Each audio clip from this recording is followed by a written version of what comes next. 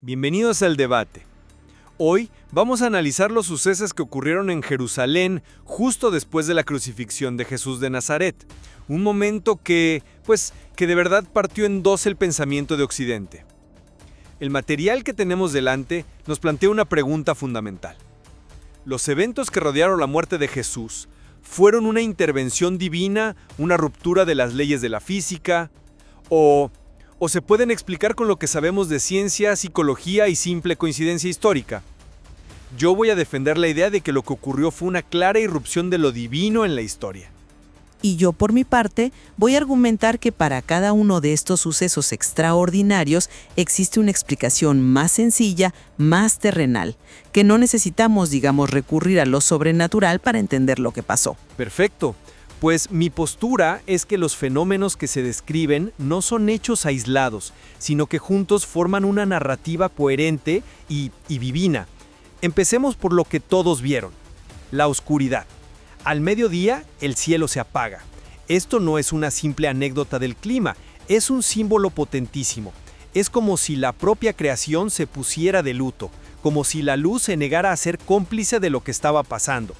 Y fíjate que lo interesante no es que solo lo digan los evangelios. Historiadores que no eran cristianos como Talo el Samaritano o Flegón de Trales escribieron sobre una oscuridad extraña e inexplicable en esa región y por esas fechas. De hecho, Talo intentó explicarla como un eclipse solar, pero bueno, cualquier astrónomo te dirá que eso es imposible durante la Pascua, que siempre se celebra con luna llena. A ver, ese es un punto fascinante, pero yo lo veo desde otro ángulo. Judea es una zona desértica, propensa a un fenómeno que conocen bien: las tormentas de arena, los hamsin. Son vientos súbitos y violentos que levantan un muro de polvo y pueden oscurecer el cielo por completo en cuestión de minutos, casi como si se hiciera de noche. Atribuirle a esto una causa divina es caer en una trampa lógica muy común, la que los latinos llamaban post hoc ergo propter hoc. O sea, como pasó después de la crucifixión, asumimos que pasó por la crucifixión. Es como el gallo que canta y luego sale el sol, y pensamos que el canto del gallo provocó el amanecer. Es correlación, no causalidad. Pero no fue solo la oscuridad. El material habla de un terremoto tan fuerte que partió las rocas. Eso ya no es una tormenta de arena. Fue, la firma de Dios en la historia. La tierra misma reaccionando con violencia ante la injusticia. Y esto nos lleva a lo que pasó dentro del templo. El velo del Santo de los Santos, esa cortina inmensa de casi 20 metros de alto, gruesa como la palma de una mano, se rasgó en dos, de arriba hacia abajo. Un acto así no lo hace un ser humano. Fue un mensaje directo de Dios, diciendo: la barrera entre ustedes y yo se ha roto. De acuerdo, un terremoto es un evento poderoso. Pero aquí, la geología tiene algo que decir. Jerusalén está construida sobre la falla del Mar Muerto, una zona sísmicamente muy activa. Los temblores ahí no son raros. Que uno coincidiera con un momento tan cargado de significado es una coincidencia brutalmente dramática, sin duda, pero no necesariamente sobrenatural. Y sobre el velo, me enfrento a lo que yo llamo el silencio ensordecedor de Flavio Josefo. Él fue un historiador judío del siglo I, un sacerdote que escribió crónicas detalladísimas sobre el templo, sus rituales, su arquitectura, y en ningún lado menciona un suceso tan espectacular como el velo rasgado. Si algo así hubiera pasado, ¿no crees que lo habría registrado? Para mí, su silencio apunta a que esta historia es más bien una metáfora teológica potentísima sobre el fin de una era, pero no un hecho histórico literal. Bueno, podemos debatir la interpretación de esos eventos públicos, si fueron cósmicos o coincidencias. Pero todo eso es secundario, frente al misterio central, el evento que lo cambia todo, y que no es una metáfora. 3 días después, el cuerpo de Jesús ya no estaba en la tumba. ¿Cómo explicamos eso? Mira, la explicación más lógica, y de hecho la que dieron las autoridades en su momento, es que sus discípulos robaron el cuerpo. Piénsalo, tienes a un grupo de seguidores completamente destrozados. Su líder, su Mesías, ha sido ejecutado de la forma más humillante posible. Su movimiento está acabado. Robar el cuerpo y proclamar una resurrección era la única forma de transformar esa derrota aplastante en una especie de victoria mística. Era una jugada desesperada para que no todo se viniera abajo.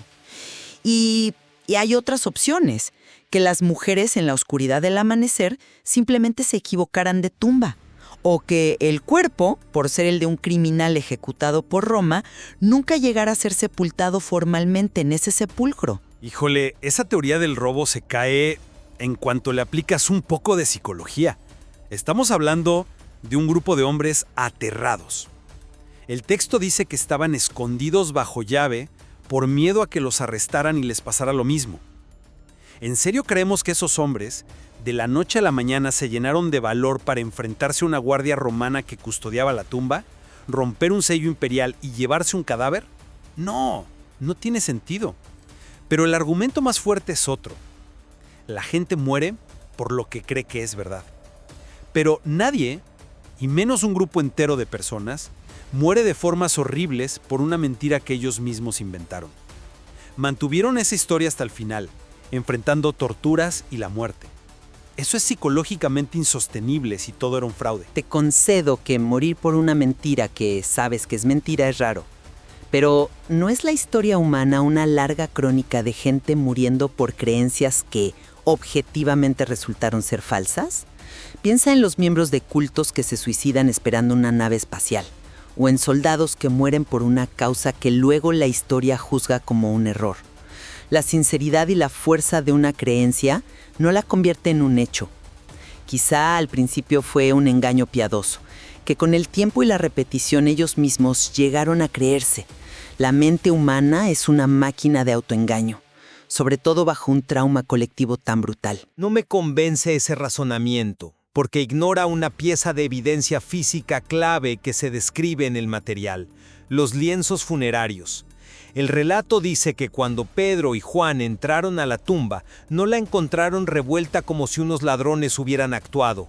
Al contrario, vieron los lienzos de lino puestos allí, y el sudario que había estado sobre la cabeza de Jesús, no junto a los lienzos, sino enrollado en un lugar aparte. A ver, unos ladrones que actúan con prisa, de noche y con pánico, no se van a detener a doblar la ropa y ordenar la escena del crimen. Esa imagen sugiere algo totalmente distinto, que el cuerpo no fue retirado por manos humanas, sino que de alguna manera atravesó la tela, dejando las envolturas vacías y en orden, como un capullo después de que la mariposa se ha ido. Ese es un detalle narrativo muy poderoso. Lo admito, pero es imposible de verificar. Lo que sí podemos analizar con herramientas modernas es la mente humana, y eso me lleva al siguiente punto: las apariciones. La explicación más sencilla viene de la psicología moderna: alucinaciones por duelo. Es un fenómeno documentado. Después de una pérdida tan traumática, especialmente la de un líder carismático, es muy común que los seguidores tengan visiones, que sientan su presencia, que lo vean. La experiencia de María Magdalena, en su estado de shock y dolor profundos, pudo ser el detonante de una cascada de lo que se conoce como histeria colectiva o alucinaciones en grupo entre los demás. Esa es una teoría interesante, pero choca con la descripción de los hechos.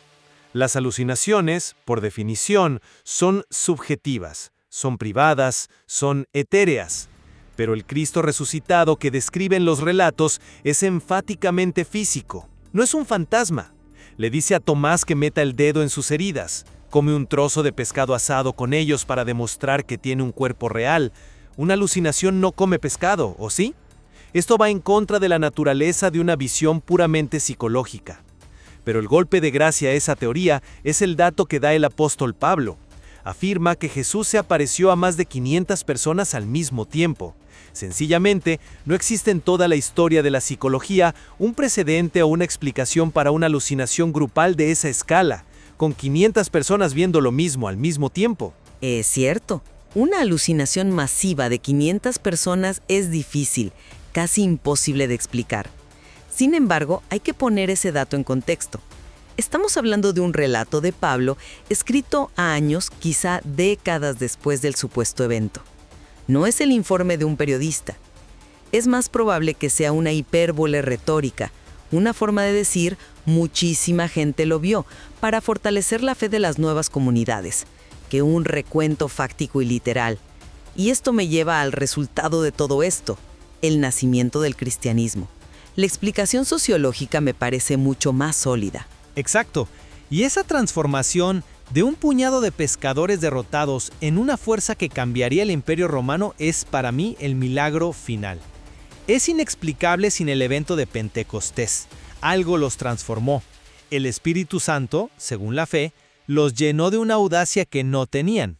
Convirtió a Pedro, el mismo que había negado a Jesús 3 veces por miedo a una sirvienta, en un predicador tan potente que convirtió a 3,000 personas en un solo día. La iglesia no nació de una buena idea o de una estrategia, nació de un poder que los trascendía. Lamento decirlo, pero no compro ese argumento. Analicémoslo sociológicamente, sin fuego del cielo. Pentecostés era una fiesta judía de la cosecha que atraía a Jerusalén a peregrinos judíos de todo el mundo conocido. Partos, medos, elamitas, gente de Mesopotamia, de Egipto, de Roma. Al predicarle a esa audiencia internacional en un solo lugar, los apóstoles, quizás sin darse cuenta, crearon misioneros instantáneos. Cuando todos esos peregrinos convertidos regresaron a sus casas, llevaron las semillas de esta nueva fe por todo el imperio. Fue en esencia una estrategia de marketing espiritual con un timing perfecto y una logística inmejorable. Fue un golpe de genialidad, consciente o no. ¿Marketing? ¿Llamas marketing a la muerte de Esteban, el primer mártir apedreado mientras perdonaba a sus verdugos? ¿O a Pedro siendo crucificado boca abajo? Esa explicación me parece que trivializa el nivel de sacrificio que esta gente estaba dispuesta a aceptar. Y, sobre todo, tu análisis sociológico y psicológico se topa con un muro, con el caso más difícil de explicar para la razón, la conversión de Saulo de Tarso. Es un punto muy fuerte, no lo niego.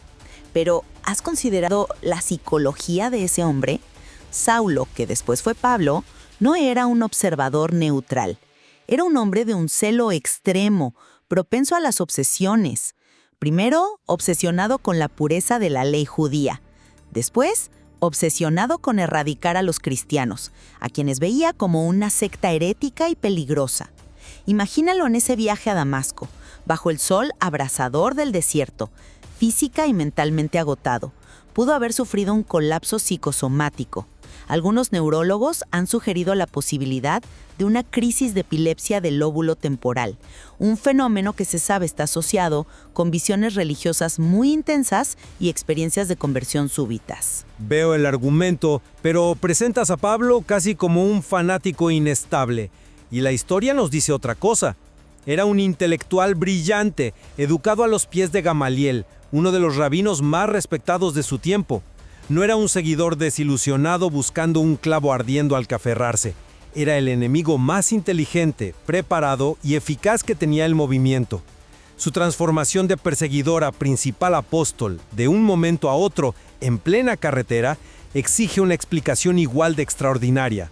Una crisis psicológica no explica por qué el contenido de su visión y su nueva teología se alinearon de forma tan perfecta con la de las personas a las que iba a arrestar. Algo externo, algo objetivo, tuvo que intervenir en ese camino. Su experiencia fue, sin duda, real para él. Su mente, que quizá ya estaba en un profundo conflicto al ver la fe inquebrantable de los cristianos que perseguía, como Esteban, resolvió esa disonancia cognitiva de la forma más dramática posible. No digo que mintiera, digo que su experiencia fue absolutamente real a nivel subjetivo, pero la experiencia interna de un individuo, por muy poderosa y transformadora que sea, no puede tomarse como prueba objetiva de un suceso externo y sobrenatural. Entonces, al final tu argumento es que el movimiento que cambió la historia del mundo se basa en una cadena de casualidades casi imposibles, una tormenta de arena que llega en el momento justo, un temblor oportuno en una zona sísmica, un duelo colectivo que produce alucinaciones masivas, físicas y consistentes, y una crisis psicológica del peor enemigo del movimiento, que casualmente lo convierte en su mayor campeón. Híjole, es una cadena de coincidencias muy larga. Yo lo enmarcaría de otra forma. Lo que digo es que existe una cadena de explicaciones naturales y psicológicas plausibles para cada uno de estos eventos.